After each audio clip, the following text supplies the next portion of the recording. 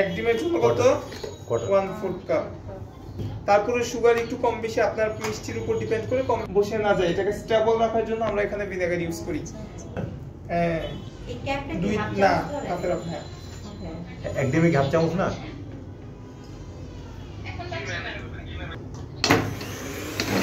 জাল বিটারে যত পাওয়ার একদম লোতে দিয়ে মিক্স স্টার্ট করব, সাইড ক্লিন করে দিব। ক্লিয়ার? ওকে। তাহলে কি হবে, আমার সাইডে যে চিনিগুলো উঠে যায় ওগুলো তাড়াতাড়ি মেল্ট হয়ে যাবে। আর যদি এক জায়গায় বিটার খালি ধরে রাখা আছে, তো তার হিসাবে ইউজ করি ডিম একটা দুইটা, বাট ফ্লাওয়ারটাকে একটু উঁচু করে নিব।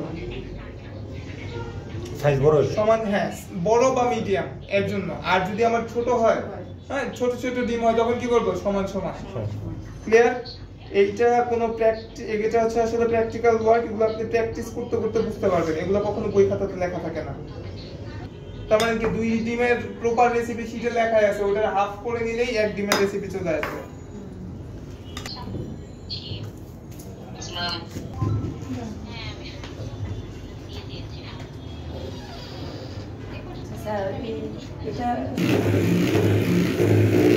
টাইমিং নেই, ঠিক আছে? যার বিটারে যেমন পর, যাদের বিটারে বেশি পর তাদের 5 মিনিটও হতে পারে, আমার তো আবার 10 মিনিটও লাগতে পারে, 12 মিনিটও লাগতে পারে, ডিপেন্ড করে এক একজনের বিটারের পাওয়ারের উপর। লোতে দিয়ে করতে করতে যদি আমি দেখি চিনিও গলে যায়, ফোমও হয়ে যায়, তাহলে কি আমার স্পিড বাড়ানোর কোনো দরকারই নেই। ঠিক আছে? ডিমের কুসুমগুলো, তারপর দিব হচ্ছে অয়েল। অয়েল কতটুকু বলছিলাম?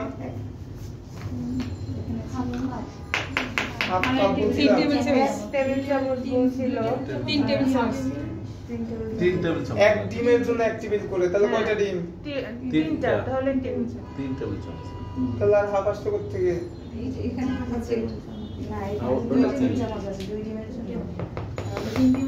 আপনার কাজ হয়ে যায় হাফ চামচের।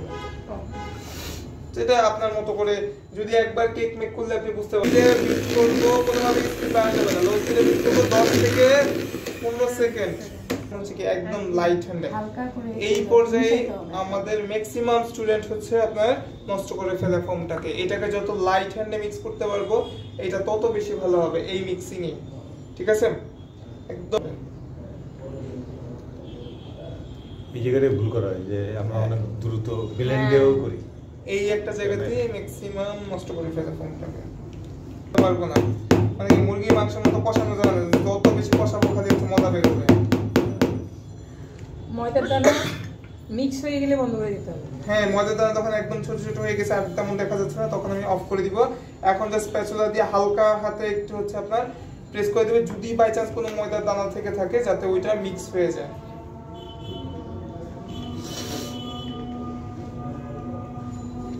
কাঠি বা কোনো কিছু দিয়ে একটু ফিল আপ করে দিব। ঠিক আছে? বাবল থাকে কিনা, হ্যাঁ, ভিতরে কোনো বড় গর্ত বা বাবল আছে কিনা সেটা ফিল আপ করে দেওয়ার জন্য। ঠিক আছে।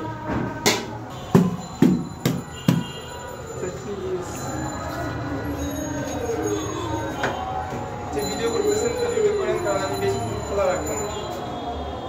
জাস্ট হচ্ছে আপনার একটা স্ট্যান্ডের উপরে এরকম হাঁড়িতে বসানোর কারণ আছে, এইরকম হাঁড়ি মনে সবার বাসায় থাকে, তাই না? তাই হচ্ছে ইজিলি করে দেয়। এতক্ষণ আমার মিডিয়াম হিটে ছিল, এখন আমি কি করবো, মিডিয়াম থেকে একটু কমিয়ে দিব, লো থেকে একটু বেশি থাকবে। এটা আমরা 30 থেকে 25 মিনিট বেক করবো। কয়টা বাজে টাইম ধরেন? আপনারই উপকার হবে। কি উপকার? আর কি আছেন বাকি গ্রুপে ছাড়া আর কেউ নাই, সবাই গ্রুপে জয়েন হয়েছেন। আপনারা হচ্ছে কি নাম্বার নিতে হবে, কারণ আপনার ফোনে সিলেক্ট নাম্বার এই যে দেওয়া আছে, যে কোনো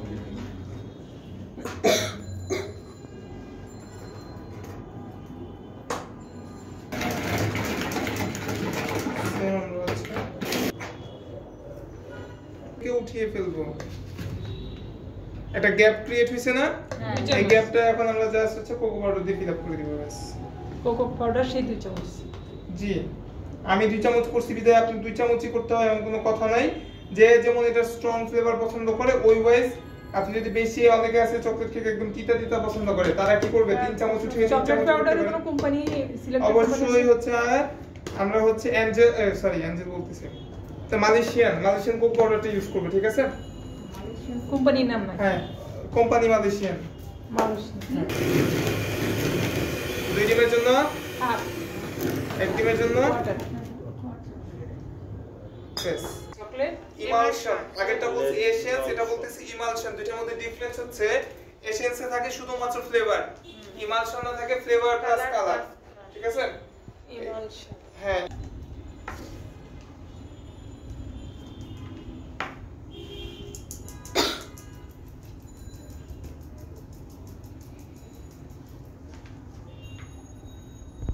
ময়দা আরো 2 চামচের জায়গায় আরো 1 চামচ উঠিয়ে তারপরেই দেব।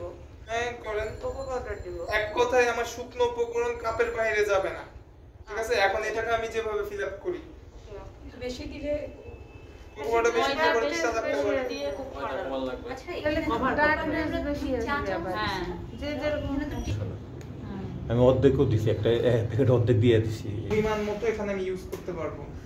ক্লিয়ার? বুঝতে পারছি? এমনি নরমালি আমরা চকলেট কেকে একটু ইউজ করে থাকি, কারণ কি চকলেট আমরা কেকে বুঝবো কিভাবে এটা ঘন হয়েছে? এই যে ব্যাটার নাড়তে থাকলেই তো বুঝতে পারবেন যে ঘন হয়ে গেছে কিনা। আর চকলেট কেকে আমরা এমনি তো একটু ইউজ করি, কারণ হচ্ছে কি চকলেট কেকে আমরা কোকো পাউডার ইউজ করি। কোকো পাউডারটা অনেক বেশি ড্রাই, ঠিক আছে? ড্রাই এর কারণে আপনার অনেক সময় হ্যাঁ। সো আমি এখানে হচ্ছে অল্প একটু ইউজ করতেছি। পানির বদলে যদি দুধ দেওয়া হয় এটা স্বাদটা কি বাড়বে? এই যে আমি বললাম কুসুম গরম পানি বা কুসুম গরম দুধ। দুধটা দিলে স্বাদটা বাড়বে না একটু নাকি?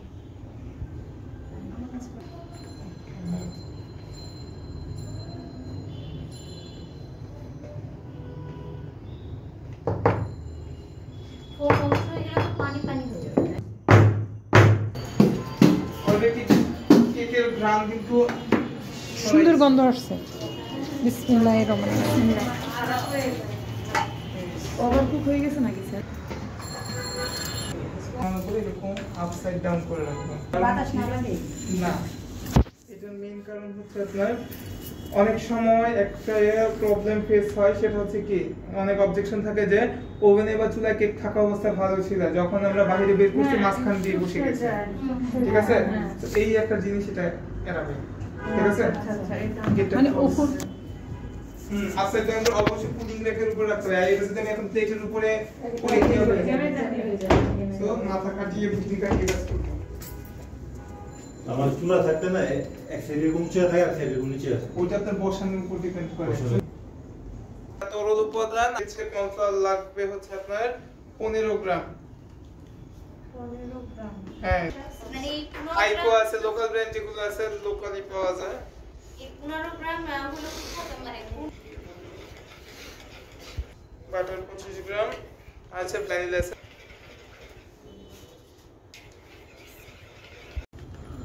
ঠিক আছে? এটা কি লিখতে হবে? এটা কি লিখবো না এটা অনুযায়ী থাকবে? না ওখানে না, এইটাই ওইটা শক্ত শক্ত থাকবে। এটা কোথায় পাবো স্যার? বেকিং এর শপেই পাবেন, বলবেন রিয়েল চিনি দেন। আপনি নিতেই মিষ্টি জ্যামটা গলে যাবে, মিক্স হয়ে যাবে, জাস্ট একটা বয়েল আসবে, আমি নামাই ফেলবো, শেষ। এখন কি পেস্ট্রি ক্রিমে চলে আসছে। হ্যাঁ, এখন হবে না, কি কাজ হবে এটাতে পেস্ট্রি দিয়ে? দেখাবো কি কাজ।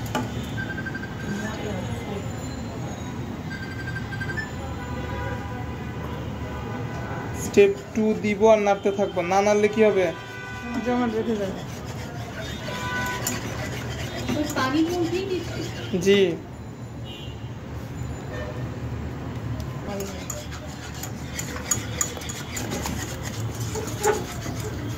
স্টেপ 3 চুলা অফ দিব, butter, vanilla essence. Vanilla essence. এটা নিজে নিজে গলে যাবে, গলে এটাকে নেড়ে চেড়ে মিক্স করে দেবো, শেষ।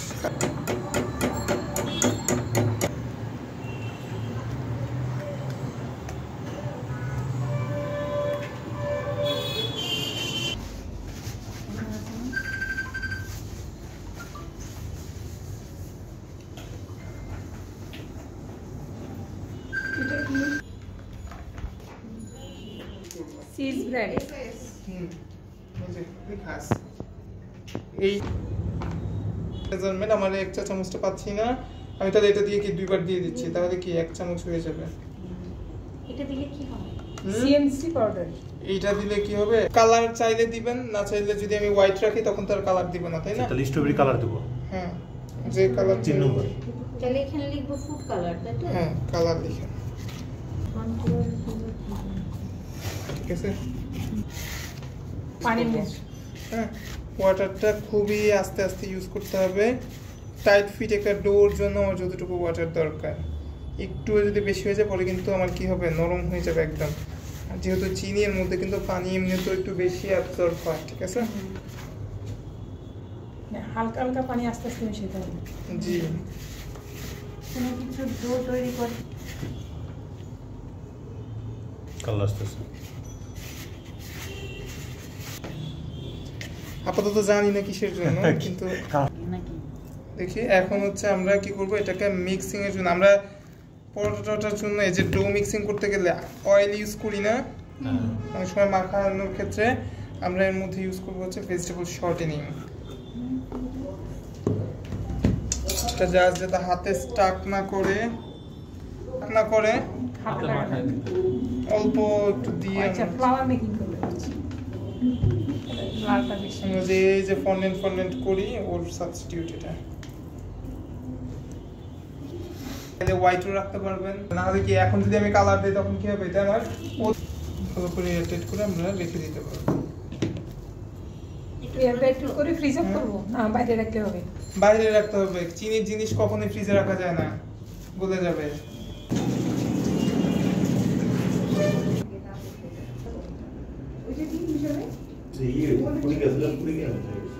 এটার নাম হচ্ছে ফ্লোরাল পেস্ট। যতদিন পর্যন্ত ফাঙ্গাস না পড়বে ততদিন পর্যন্ত ইউজ করা যাবে। যে কোনো কালার দিয়ে বানানো যাবে, এটা রেড কালার দিয়ে তৈরি।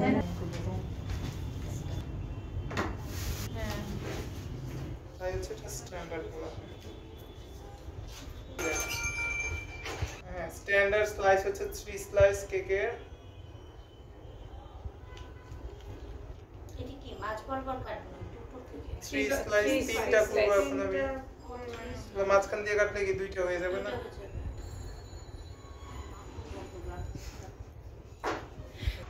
পরে আমার একটু পাঠাই দিন। চমৎকার হয়েছে, চমৎকার।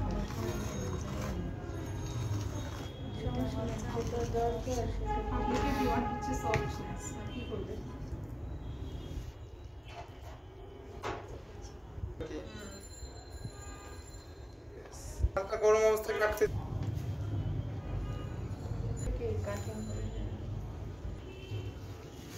কি মনে হয় পারবো? 3 মাসের মতো, ঠিক আছে? এইটা আমরা রাখতে পারবো নরমাল ফ্রিজে 2 উইকস, 2 সপ্তাহের মতো, ডিপ ফ্রিজে 3 মাস, কারণ কি এর মধ্যে আমরা কোনো ওয়াটার ইউজ করি নাই। ফ্রিজে রাখতে পারবো হচ্ছে অ্যারাউন্ড 3 ডেজ, 3 দিনের মতো।